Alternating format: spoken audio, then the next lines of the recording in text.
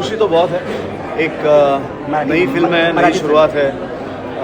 आनंद आहे कारण 2 पात्री पिक्चर आहे आणि मराठीत पहिल्यांदा इतक्या वर्षानंतर असा 2 पात्री पिक्चर येतो. मी आणि मानसी पहिल्यांदा एकत्र काम करतो आहे. आलोक जैन आमच्या दिग्दर्शकाचं पहिलं पिक्चर आहे. नम्रता सिन्हा आमच्या निर्मात्याचं पहिलं पिक्चर आहे मराठी. आणि खूप चांगली टीम आहे, खूप चांगलं स्क्रिप्ट आहे, खूप चांगले कॅरेक्टर्स आहेत. आता उत्सुकता आहे की लोकांपुढे हा चित्रपट जातो आहे, त्यामुळे लोकांना या सिनेमाबद्दल काय वाटतं आहे, त्यांना सिनेमा कसा वाटतो आहे हे बघण्याची उत्सुकता आहे. ट्रेंडिंग में सॉन्ग देखा जाए तो मराठी पिक्चर कम ट्रेंडिंग में, मतलब ये पिक्चर के सॉन्ग जो ट्रेंडिंग में चल रहे हैं, आपका डांस आपका क्या बोलना चाहते हैं? मेरे डांस की वजह से बिल्कुल नहीं, लेकिन रोहित राऊत या आमच्या कुणी संगीत दिग्दर्शकांनी जे म्युझिक दिलं आहे ते फार सुंदर आहे.